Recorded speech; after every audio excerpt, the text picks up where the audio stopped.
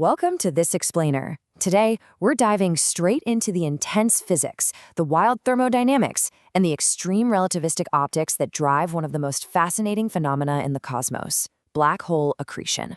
We're not just going to look at pretty space pictures today. Instead, we're actually going to use the brightest colors and most blinding emissions in the entire universe to map out the mechanics of the darkest voids. It's the ultimate paradox, right?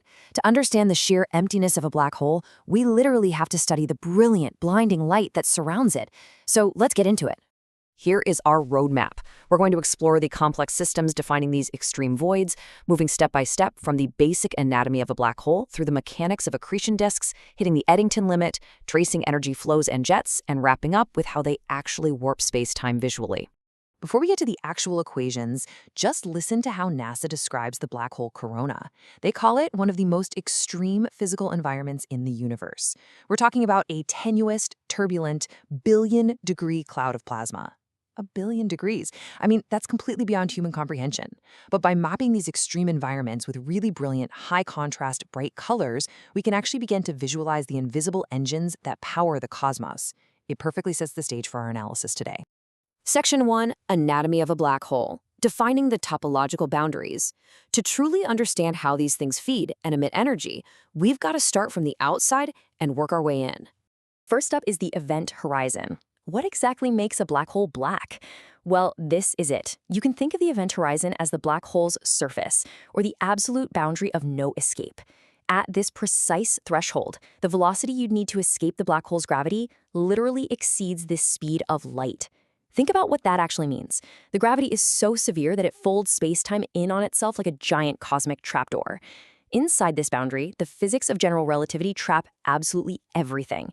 And what's truly mind-blowing is that crossing this horizon wouldn't produce any locally detectable change to whatever's falling in, but it renders the core completely invisible to outside observers forever.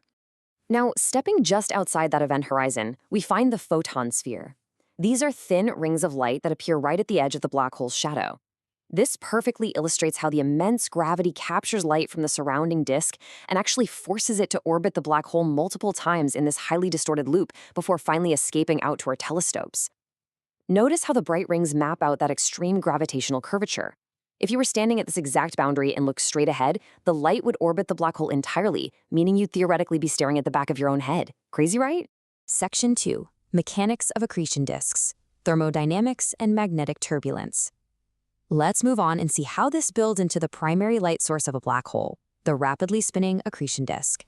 Since the black hole itself doesn't emit light, this churning disk of incredibly bright gas is what we actually see. Look at the detailed state transition here. We use vibrant, bright colors like greens and purples to map this out because astronomers generally classify these disks into two main physical states.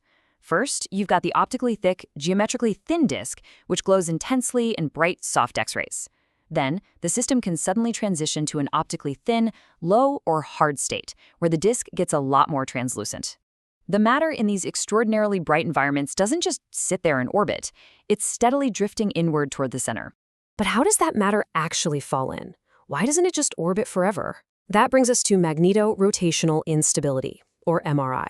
A concept formulated by Bulbus and Hawley back in 1991. They realized that without magnetic fields, gas would just orbit continuously, like planets around our sun. But as gas drifts inward, this specific magnetic turbulence gets tangled up, acting like an incredibly thick, viscous cosmic friction. It literally hits the brakes, forcing the fast-moving inner gas to transfer its angular momentum outward. This spirals the glowing matter inexorably toward what we call the innermost stable circular orbit, or ISCO. Section 3, the Eddington limit, the critical threshold of accretion. As all this friction heats the infalling plasma to millions of degrees, it releases blinding radiation that actually pushes back against the gravity. So, the absolutely crucial point here is the Eddington limit. Don't let the math scare you. This equation simply defines the exact threshold where the outward radiation pressure, generated by those blindingly bright colors and extreme temperatures we've been tracking, completely overpowers the inward gravitational pull. When a black hole hits this limit, accretion effectively stops. The radiation becomes so overwhelmingly powerful that it physically pushes the black hole's food away. It's starving the beast through the sheer force of its own brilliant light. Take a look at this data. We're charting supermassive black holes reaching high Eddington luminosity ranges. For supermassive black holes, we're talking 1,000,000 to 100,000,000 solar masses, like the ones sitting at the centers of active galaxies. This hard limit governs their absolute maximum sustainable growth rate. This isn't just some abstract equation on a chalkboard, it's the ultimate speed limit for the growth of the largest objects in the universe. It's exactly why when we look deep into the night sky, we see distant quasars shining with such a vibrant, intense energy. Section 4, Energy Flow and Jets. From dissipation to relativistic ejection. We know how matter gets pulled in, and how radiation pushes back. Now let's unpack the exact thermodynamic sequence that converts this infalling mass into the most powerful energetic emissions in the cosmos. Energy flows sequentially through these specific steps. Matter's gravitational potential energy is converted to kinetic energy, which generates incredible heat, which is finally released as brilliant radiation. By the time as matter hits the ISO, this process converts between 5.7% and a staggering 42% of the total mass into pure energy, depending heavily on the black hole's spin. Just think about that for a second. Nuclear fusion in stars, that is only about 0.7% efficient. Black holes are, literally, the most efficient and brightest power plants in the entire universe. But concurrently, a fraction of this infalling matter doesn't actually make it past the event horizon. Instead, it gets unexpectedly rerouted by incredibly strong magnetic fields. Notice how the intertwined magnetic field lines suddenly channel this material into relativistic jets. Instead of falling into the dark void, these high-energy particles are blasted perpendicularly away from the bright accretion disk. We are talking about jets traveling at over 90% the speed of light, extending outward for hundreds of thousands of light years, just painting the cosmos with intense radiation. Section 5. Relativistic Optics and Lensing.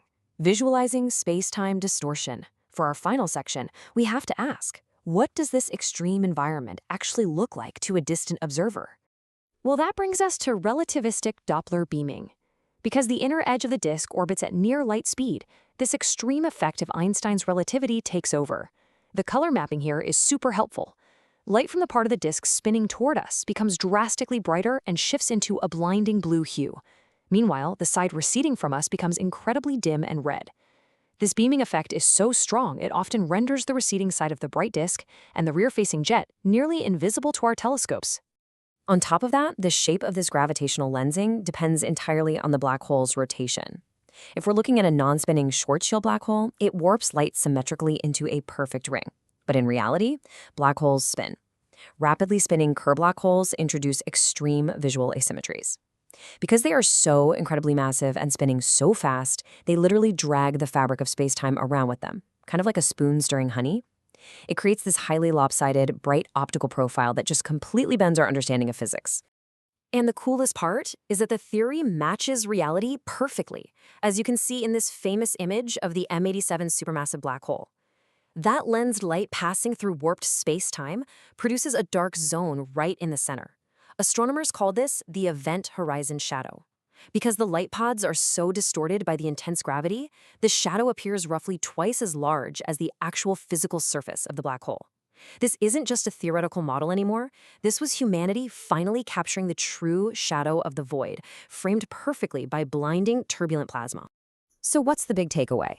We can precisely model these thermodynamic limits and optical distortions, sure, but the exact physics of the corona and the origin of those massive relativistic jets, that remains a profound mystery. What dictates the exact boundaries of that bright billion-degree cloud? And what precise magnetic mechanisms trigger the sudden rerouting of matter deep into space? It really leaves us to wonder. As we continue to map these blinding cosmic engines, what mind-bending mechanics are we still missing in the deepest voids of the universe? Thanks for joining me on this explainer. Keep asking questions, and I'll see you next time.